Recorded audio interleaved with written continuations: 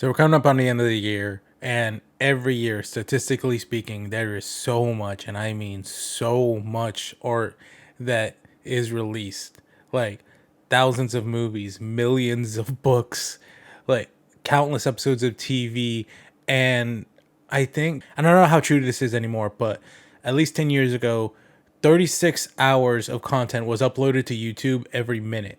So even if you decided that you were going to watch every single thing on YouTube, right from the beginning, you're a day and a half behind. Every minute you just grow a day and a half behind. It's insane. And majority of that work is fine. It is good. It is palatable. It's what it needs to be. Not everything needs to change the power structure of the literary canon. Not everything needs to change the cinematic universe, landscape, whatever.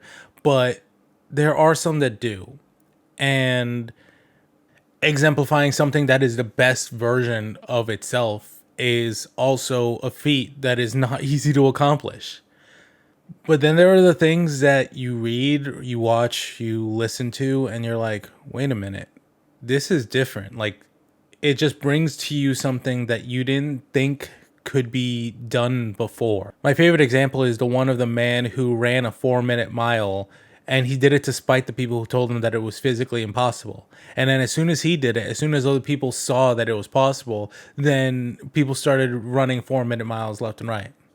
No, I'm not saying I can do it. I ran like an 8:30 at my best, but it's still like a thing of once you see something, then like it's presented to you in a certain way, and you're like, oh, this is possible. I like this. Now I'm going to start looking for this in other ways, in other mediums, in other examples. And that's kind of what this list is about. This is not necessarily the best. This other stuff is just like, oh, I didn't think that this would work.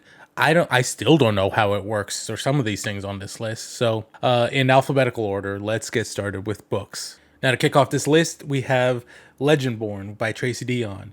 This was sold to me on Book Talk as Harry Potter and Arthurian Legends, and love Arthurian Legends. I don't know why. Maybe it's because it was like an oversaturation of it as a child in the 90s, but I absolutely loved it. And so I picked it up on a whim. Yeah, the lead is black and the author is black. So I'm like, okay, yeah, let's give it a chance. It was hyped up 5 stars all around. And for the first 100 or so pages, I was like, okay, yeah, I see why people like it. I see it's good for what it is. It's YA. But then I got to about 100 pages, and there was a line that completely changed my mind about it. That was like, as soon as I read the line, the line is, our people don't use that word. We use, and then the word that is kind of a spoiler, so I'm not going to say it. But as soon as I read that, I was like, oh my God. Like, to compare it to Harry Potter at all is an insult to how great this book is. But the fact that it still is YA, it does make me happy to know that there are going to be kids growing up that read this instead of that. The basic premise of this book is Brianna Matthews, after the death of her mother, infiltrates a secret society that is not so thinly veiled as fraternities on the college campus and tries to figure out what really happened because she's suspicious about the circumstances of the death of her mother. But overall, it's just so good. Like, it's one of the examples that I use for the race of a character does matter. Like making her white, making her a non-black Latina, making her Asian, any of those things would fundamentally change the story. And it is so good and well written. It really exemplifies every example of like, it really shows that you don't have to make things palatable for a broader audience. Like, tell the story that you want to tell, and the people that are going to hear you out will flock to it. I'm reading the sequel right now, and the sequel so far is living up to the hype just as much as this one did. It's one of the few book talk books that does live up to all of the hype and like prestige that it deserves. So yeah, Legendborn by Tracy Dion. Next up is a collection of essays. So for those kinds of books, I tend to listen to audiobooks, and y'all can argue with yourselves about whether or not audiobooks are real books, like, or if it's actually reading. It is, I don't care. But the next one up is The 90s by Chuck Klosterman. And the thing that I love about this book is that it gave me the language to use to really explain to people how just certain history changes throughout the times, but also how when people say the 90s, it's not just 1990 January 1st to December 31st, 1999. No, like it's not just okay, the decade ends and then suddenly people stop doing a certain thing. Like it's a historical culture thing that tends to slag, and they really do go about explaining how the 90s as we know it kind of started in 89 and didn't really end until 9/11. It's just it was so interesting going through and like reading like the time capsules of how people acted in the 90s, how the general attitude towards things, the capitalization or commercialization of music with Nirvana and other punk rock bands like that. How Bill Clinton led to like the neoliberal centrist bullshit that we currently have to deal with. And like the rise of the internet too. And if you ever heard that thing that said that like at a certain point in time, the number one most talked about celebrity in internet message boards was Leonardo DiCaprio with 30,000 different message boards about him. And then in second place was Jonathan Taylor Thomas, the kid from Home Improvement, with 15. And spoiler, that is a typo, but people just ran with it. And it really led to the rise of Leonardo DiCaprio and led to him being a household name even today. And just like those little things are just so interesting to me that I really did love this book so much. It's easily the best nonfiction I've read on this list, and I will continue to read anything by this author. The journalism of it, everything about it was just so good. Would recommend. This next one is a double feature of memoirs of celebrities from my childhood. And I'm going to combine in this one fell swoop I'm Glad My Mom Died by Jeanette McCurdy and Happy People Are Annoying by Josh Peck. So, a little bit about me. I do not like child actors, especially when they are like acting opposite adults. My least favorite trope is Wise Beyond Their Years when it's like you get a kid that like acts like an adult. I like because of my own personal things, I strongly believe in like letting kids be kids. And while I just never really thought about like the ethics of like kids shows made for kids, both of these books really confirm that if if not being outright outlawed, child acting needs to be severely overhauled. Like just straight up abolished, and if we decide to bring it back, do the complete opposite of whatever it is we've been doing. Happy People Are Annoying is narrated by Josh Peck, who was probably the bigger staple of my childhood. I was a little too old for iCarly when it came around, but Drake and Josh I still quote to this day, and just hearing the stuff that he went through like before and after and during the show just really broke my heart. And as somebody who also struggles with weight, like lifelong weight struggles, a lot of the stuff he said, I don't know that it's necessarily good advice or that it's necessarily helpful, but it helped me a lot. It very much like, yeah, all right. So yeah, either way, thank you, Josh Peck, for sharing your lessons of your traumas that you went through so that I don't have to go through that and I can just take the shortcut to the lesson that you've learned. I'm Glad My Mom Died by Jeanette McCurdy, on the other hand, is way darker. If you want to check it out for yourself, the audiobook is read by her and it is available on Spotify with the audiobooks if you have the Spotify premium. But holy shit. Like I said, I was a little too old for iCarly when it came around. I was in high school, and at that point, I was more interested in watching web shows than watching a TV show about a web show. But I still had it on every once in a while when I did my homework, and it was definitely funny. It was like Jeanette and I are the same age, so like that was definitely made for like my kind of audience. But hearing the stuff that she had to go through again, being that star with people my own age, like people who would have been my peers, was just like awful. Because I know that she's not the only one. I know that there are so many people out there, parents who use their kids as a means to escape poverty. Josh Peck talks about that, how he felt this pressure to get acting jobs so that him and his mom could like live a good life.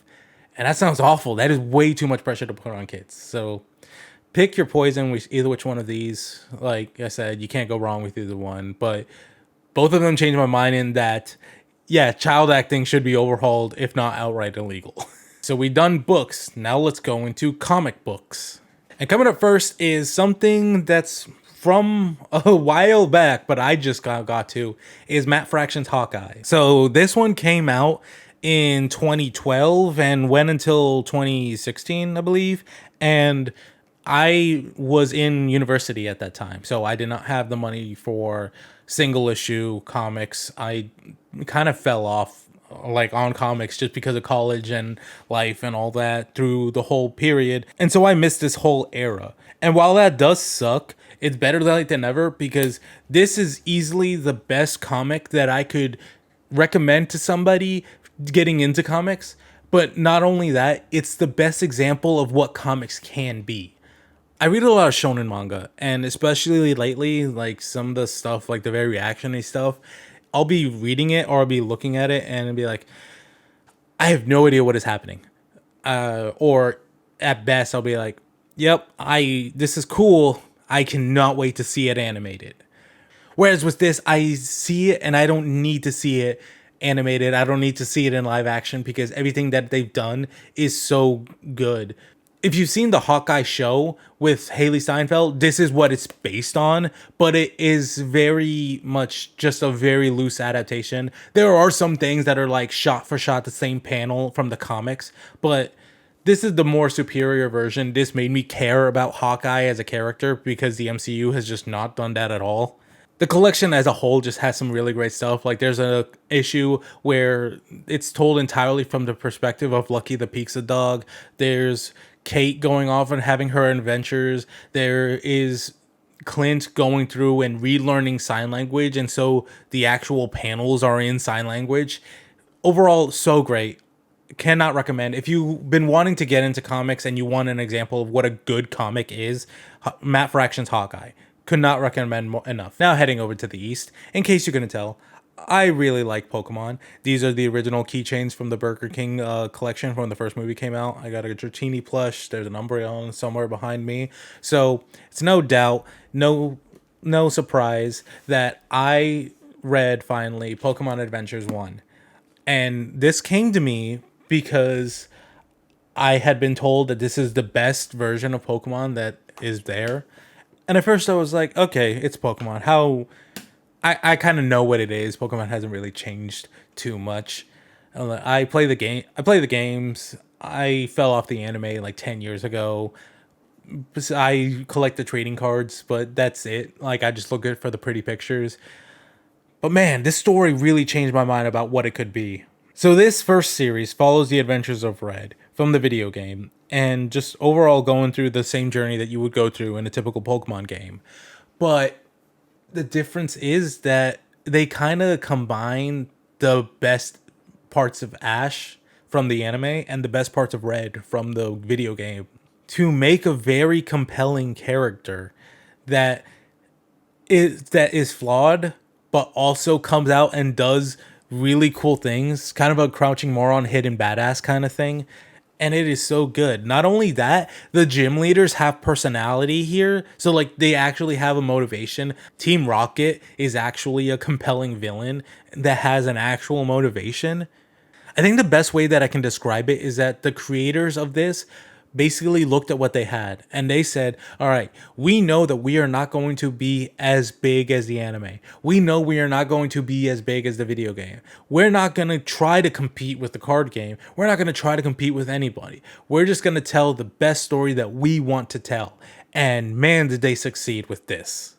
But yeah, if you've been wanting some like substance from Pokemon, if you are a Pokemon fan and you want some substance, you want some meat on the bone, would recommend this. And even if you just watch the anime or play with the video games, there are a lot of like very cute references to it. So like in the anime, Ash is kidnapped by an Aerodactyl, and that's what causes Charizard to evolve. But like he's carrying him around with like his hand claw.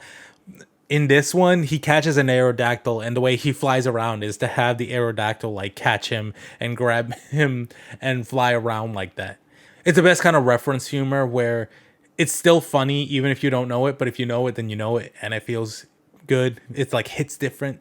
Yeah, so Pokemon Adventures '01. I've already bought the rest of the collection. This is going to become my personality next year. All right, we're done with books. Now let's move on to movies. This next one is not very often that I am sitting in a movie theater and I'm thinking, is this my favorite movie of all time? And that is exactly how I felt with Everything Everywhere All at Once. I like countless people smarter than me, more intelligent than me have made the case for it. If you've been on the internet at all, there is nothing but hype and love with this movie other than the most pretentious ignorant people. I am smarter than everyone who dislikes this movie. And I will put that as a line in the sand. If you're watching this video, I assume that you like YouTube. And the best way that I can explain this kind of film is that it is probably the best example of movies made by YouTubers. I think the overall just like cut nature of it is very reminiscent of the early days of YouTube. And man, going back to what I said about Pokemon, it's just like the best kind of reference humor. There are so many references in this. There are so many Matrix, Terminator, like YouTube references that like you don't get them at first because you're not looking for them. But like once you know them, you realize, oh man, the Daniels are some fucking nerds. And not only that, like even like artistic filmmaking aside, the overall just message of this movie is exactly what I needed. Particularly, there is just so much like depth and character work in this. I'm going to quote that stupid laundry and taxes thing in my wedding vows if I ever get married. Like that I will work bend over backwards Matrix style in order to make that into my wedding vows. I promise. Overall, just a message of like nihilism has been done lots of times. I'm gonna make a video about nihilism overall, but I think more than anything, so much is just like nihilism is just kind of like gleeful, like nothing matters or nothing matters. Whereas this with this one, he's like, yes, life has no meaning. That's kind of funny, isn't it? And I just love this movie so much. I would recommend it to so many people. I also would love to know if you don't have ADHD, what did you think of this movie? Because for me, I followed everything perfectly. There was no every logical leap that there is in this movie. I understood it. I just followed it. I would love to know what somebody who can sit still thinks of this movie. Next up is Nope by the GOAT, Jordan Peele. Such a good movie, a good horror confirming that Jordan Peele is a fucking weeb who loves anime. At a first glance, it's very easy to agree with the take that Nope was not a horror movie so much as it was a suspense movie. But one of the aspects of horror is a criticism of the modern times. And in that sense, I think this is Jordan Peele's best horror movie because I think the overall message of what Jean Jacket does and represents and everything that Steven Yeun's character goes through, like the fact that me myself have enough of a hubris of myself to record myself recommending videos and movies that I think are the best. Yeah, I would end up the same as Steven Yeun's character. I would fall victim to that. One of the things I think Jordan Peele does best is the kind of the opposite of a Studio Ghibli movie that like really romanticizes the little things. I think Jordan Peele is really good at making the small ordinary things seem really creepy and eerie. Just overall as the whole the movie had like I definitely understand why people think that it's more suspense than horror, but not to me those two things are not mutually exclusive. They if anything they work in very much in tandem with each other. There's also a lot to say about the race relations, but as a non-black person, I'm not going to be the one to say it, except for Steven Yeun's character, which I will be doing a video on. So subscribe and stay tuned for that. Next up is The Fabelmans, rumored to be the last movie directed by Steven Spielberg. The Fabelmans is a fictionalized retelling of Steven Spielberg's upbringing. The reason that I'm putting this movie on the list is because it changed my mind on biopics.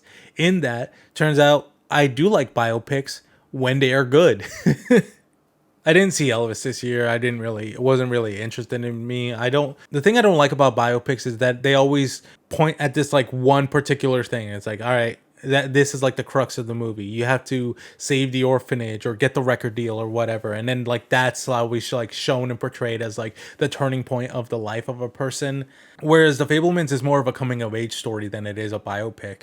And even then, the coming of age is just like so relatable to me and so like nice and kind, but also just so sad. Like it's a tale as old as time you see in those stories. To like a parent telling their child, "You need to grow up. You need to be practical." Blah blah blah.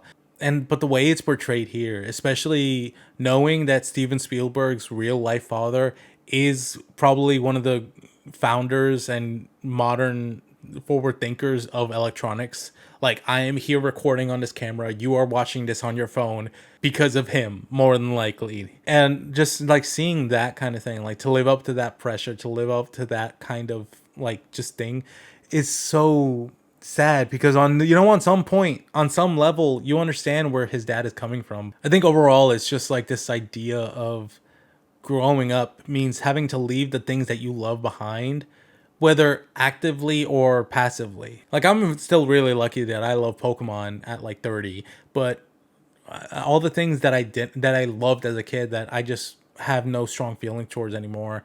That's kind of how Steven Spielberg starts to go through this with his filmmaking. And I have not stopped thinking about this movie at all. I also want to do a video about this and the comparisons between my immigrant kid experience and his Jewish experience. Oh yeah, there's a lot of racism in this movie, where like the Steven Spielberg talks about like the stuff that he had to go through being a Jewish kid in Northern California. One could argue that this movie is a little too long, it meanders, and there isn't necessarily a plot. And while I definitely would agree with the too long part, the meandering bit, the no plot bit, is what I like about it more than I like from any other biopics. Overall, I would recommend watching this at streaming. I don't know that I would be rushing out to a theater to see this. Although by the time you're watching this, it probably will be on streaming services. But yes, would recommend. I have a newfound respect for Steven Spielberg. Not that I didn't before, but I relate to him. I mean, like I parasocially like him more now. All right, now the last of the movies is the reason that this video is coming out as late as it is because I really wanted to wait and see, and I was not disappointed by Guillermo del Toro's Pinocchio. I did not think that there was an interesting way to retell Pinocchio. I didn't think that it was possible to make me care about this like stupid little wooden puppet, but this movie did. The best way I can describe it in like a quick sentence is that it is like a stop motion Studio Ghibli movie, in that not only is it like just so whimsical and joyful, it is also very anti-war, like explicitly anti-fascist. They straight up make fun of Mussolini. I was just not expecting that. That hit me like a ton of bricks, but also just has this like beautiful message about like death and living life. If you liked Soul by Pixar, you will love this movie too.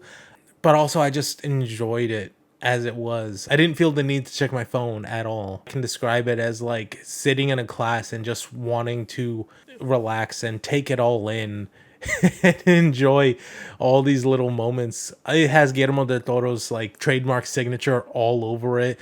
The things are creepy, the things are uneasy, characters are flawed, and you love them all the same for it. I don't regret waiting. This is a movie that I knew I was going to love, and I was not disappointed. But I'm going to include some TikToks in this.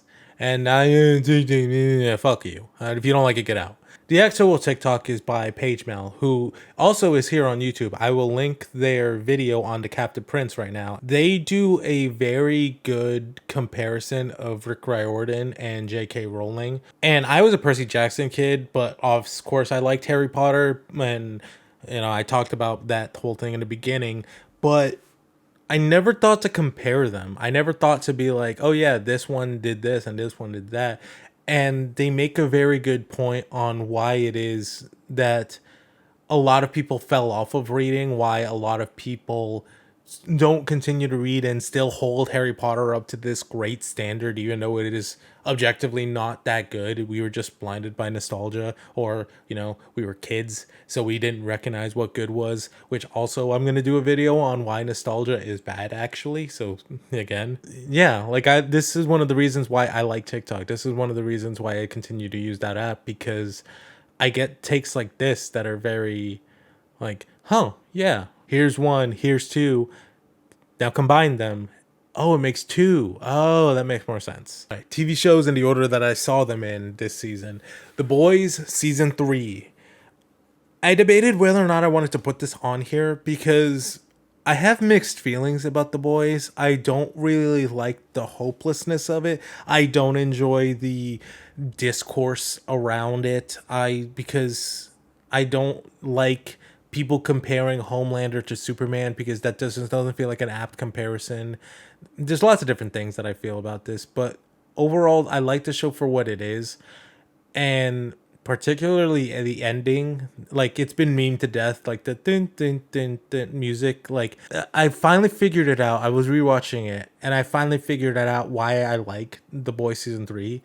To give you some context for who I am as a person, is that I find some things like Black Mirror comforting, in that it's not that I agree, it's that I have certain anxieties and certain worries about things, and constantly in real life people are telling me, "Oh, you're exaggerating. Oh, you're being over dramatic. Like, this is not." And the end of season 3 of The Boys showed me that I am not alone in thinking a certain thing.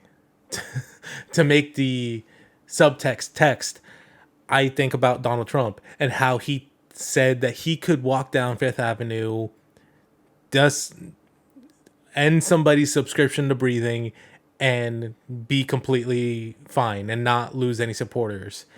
And I sincerely do believe that. I sincerely do believe that he could have done that. At least, maybe not now, but definitely during 2016 onwards. And people like, "Oh, blah, you're exaggerating. He's great." Blah, blah, blah. Like, basically dismissing my thoughts. But then the end of season 3 of The Boys had Homelander doing that, and P cheered. I'm like, somebody else agrees with me. Somebody else thinks that I am right, or thinks that that is true. And I think that alone is the reason that this is on this list. This is alone is like, okay, I'm not crazy. Next up is Spectacular Spider-Man, another staple from my childhood. To see if it held up as much as I did when I was a kid, and I say kid, I was like 14, 15, which is still a kid, still a stupid kid. But, like, at this point I was like, let's see. And I think it is the definitive Spider-Man adaptation. I think it is better than any of the other ones. I did a video on Ultimate Spider-Man earlier this year, and I think this is better. I think the worst thing about it is that it got canceled and only did 26 episodes, but it's the best Peter Parker voice. It has the best love interest. It has the best dynamic between real life and the consequences of being a superhero and it bleeding over. Overall, would recommend. All of the episodes are on Netflix right now, so would recommend. Please watch it. Now coming up is a Star Wars show, Andor. Now, if you're gonna tell, I don't know where my hands are. I probably should be looking at the camera right now. Now, in case you couldn't tell, I love Star Wars, but my complicated relationship with Star Wars is that I've always loved it for what it is, which is like corny dialogue, black and white morality, space wizards, and laser swords. Like, I love it for what it is. And then The Last Jedi came out, and it changed my mind. I was just like, oh my God, this is so good. It is so different. Star Wars can be something more. It can be an elevated art form of what it is. And then Rise of Skywalker came out, and they're like, no, no, no, no, no, no. Ignore everything that just happened. We're coming back to this. And, I still like it for what it is. It wasn't the best, but overall I'm just like, all right, like, if it's always gonna be this, if it's always gonna be like from my point of view the Jedi are evil, like, if it's gonna be that, okay, fine, I do like it. But then Andor came out, and it spits in the face of black and white morality, and very much like doubles down on the Empire is bad, actually, and showing that. And the overall, like, myth of centrist, of the myth of that you can sit on the fence and it'll be fine, just completely taking that and running with it really showed that, like, oh wow, like, this is more. This is the evolved form of Star Wars. This is so good. Diego Luna is like the perfect person to exemplify this too. Person to exemplify the myth of centrality of, like, and the myth of, like, oh yeah, if you work hard enough, you can join them too. The one thing I will concede that from people who have tried to watch it is that it is very, very slow and very, it can be boring at times. I'm not gonna lie. As much as I love it, like, if you try to binge it all, there's 12 episodes, and if you try to binge it in one day, you're gonna take a nap at some point. So I think the best way that I've told people to watch it is watch it 3 episodes at a time, and to that way at least, because it very much is kind of an arc after arc episode kind of thing, kind of like a movie series, mini series. I don't know how you want to call it, but the memes have been memeing the overall. Even one of the actors retweeted a clip of the show with Killing in the Name of by Rage Against the Machine playing, and that really exemplifies what I really love about this. You will never be free from your masters with the tools that your master gives you. You have to, like, take action, and hell yeah, Revolution and overall is a good lead up into the original trilogy that leads to the rebellion. So yes, Andor brought Star Wars back for me. All right, so next up is some tweets that I just really loved. Honestly, the I'm just putting these tweets here for my own self-indulgent laughter. First up is by America's Comic. Billy Joel, this next song is called Piano Man. It's about how everybody in this bar is a fucking loser. I love Piano Man too, so that's just very funny. Next up, bro, come quick. David just played some kind of secret chord, and the Lord is pleased as fuck. I know you really don't care, but just wait till I tell you how it goes. Oh, I love, like, different interpretations of music and music lyrics. Oh, this next one, like, fucked up my sleep schedule for a couple days. This one is the Mexican version of High School Musical being about soccer instead of basketball. This is also how I learned about how there is a Mexican version of High School Musical, and how just there's a Chinese one, there's an Italian one, and I lost a night of sleep just staying up watching it at like 2 times speed in order to watch as many as I could before I fell asleep at 3 in the morning.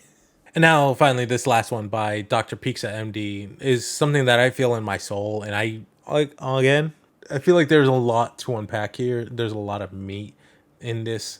Being a 90s kid is hard because when someone calls themselves nerdy, they don't mean they're into anime tape trading or European board games. Nerdy means I passively ingest a constant IV feed of the largest franchises on the planet. Next up is some video essays that I particularly very much love. I love video essays. I'll put them on while I'm working or, like, I'm playing Vampire Survivor. It's a great way to take in information in a very accessible way. So first up is my favorite golden child of Left Tube, Red Tube, FT Signifier, dissecting the manosphere, understanding the black manosphere, and connecting the manosphere. Overall, just talking about, like, this, like, toxic masculinity, like the Andrew Tates of the internet, mostly the black ones, but there's a lot of intersection that, and a lot of the lessons that you apply there, you could apply to really anything. And once again, debunking the myth of centrists and fence sitting and being neutral. Can you tell I don't really like that? Can you tell I don't like moderates?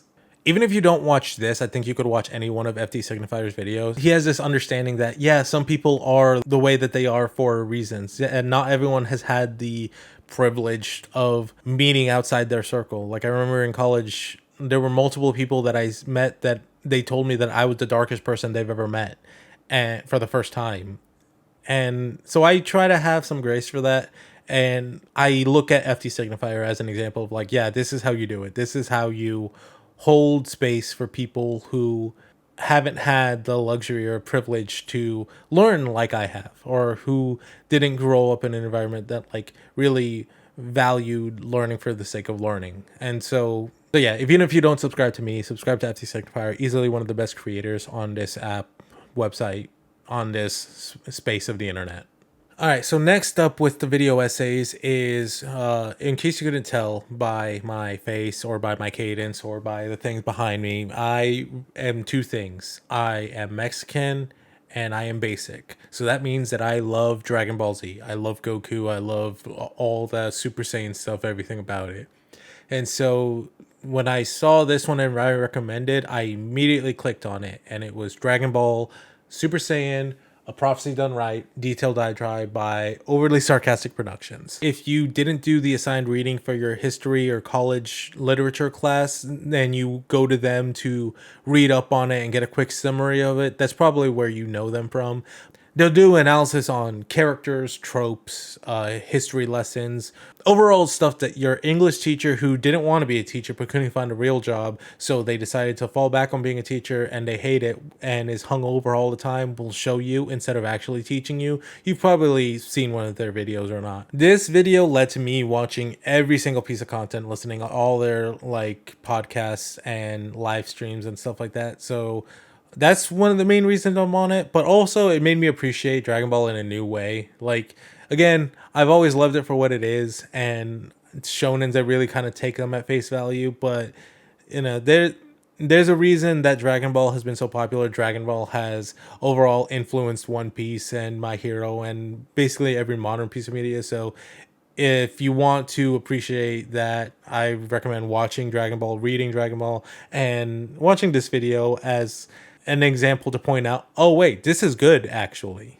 And rounding out all of these categories is video games. And this one is pretty short because I don't have much to say, or there's only really two that really changed my mind about something.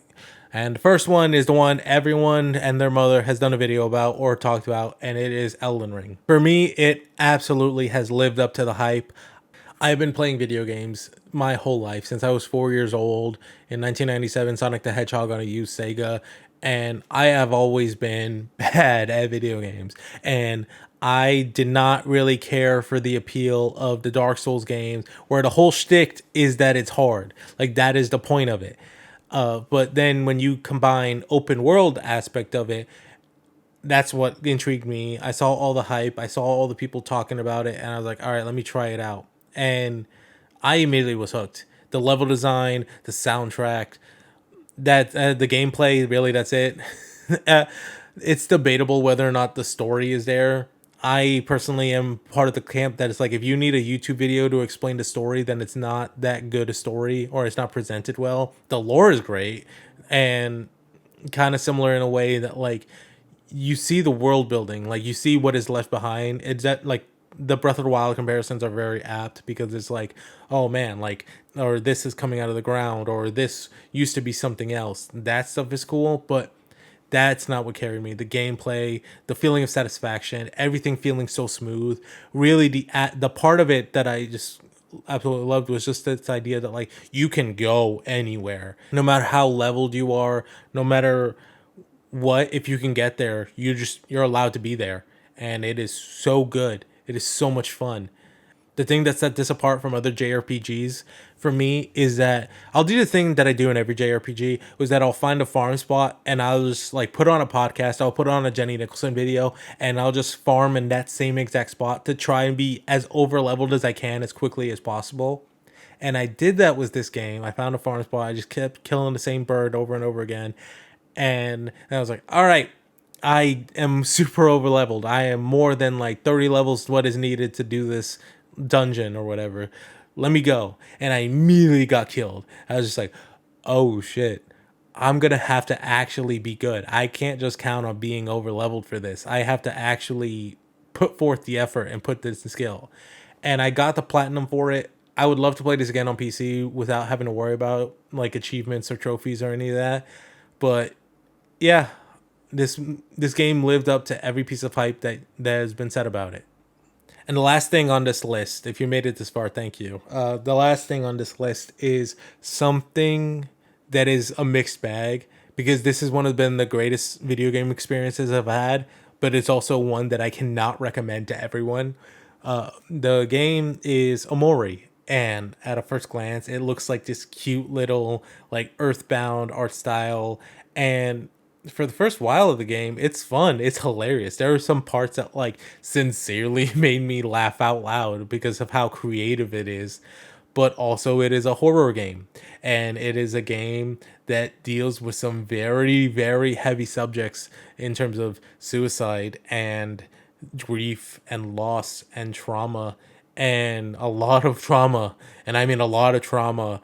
And despite being like a 2D like pixel scroller kind of thing with turn-based combat, the horror be horroring. It is very scary. I There are jump scares, there's some very creepy unsettling things. You have to make some very difficult choices that, oh god, it just like I said, I if you're have a queasy stomach, I don't recommend this. But the story basically is that like you are the titular character, and you are basically navigating life. It's been 3 years since your sister died, and you're basically trying to like recoup the friendships that you once had while you dissociate into this maladaptive daydream that is basically like wanting for a life you once had. Oh god. Like I said, it is one of the greatest stories. It's Earthbound, exactly. Actually, it's not. It doesn't even try to hide the fact that like the gameplay and the looks is exactly like Earthbound, but the story, unlike Elden Ring, is one of the greatest I've ever played. It's one of the best stories I've ever told, in my opinion, and it is so warming. And depending on how you play it is also another thing. It can be a very isolating and cold experience, or it can be very warm and nice and hopeful. But also you are going to go through some shit to get to that hopeful ending, because like I said, grief and trauma and trauma and trauma. So that about rounds it out for this year. I was really lucky this year. I am caught up with all of my vaccinations. I'm all up with all my boosters, so I was able to go out this year and touch some grass and enjoy some things. I had fun watching Top Gun Maverick when the scenes with the seats move. I went to cons this year. Some honorable mentions: Pokemon Scarlet. The performance kept it from this list, but it's everything that I wanted out of a Pokemon game. I am wearing a Namor shirt from Wakanda Forever. I was disappointed that the movie didn't have like uncritically good. I loved it, but I can understand the criticisms of it. I am really excited for all that I'm going to be able to read, watch, and do this year. I'm excited with what I'm going to do with this channel. I'm excited for a lot of things. But overall, this year, at this point on December 11th, I am pleased with everything that I've done. So subscribe and all that for the video ideas that I'm going to have with just some of the stuff that I've listed here. And yeah, take it easy. Good night and good luck.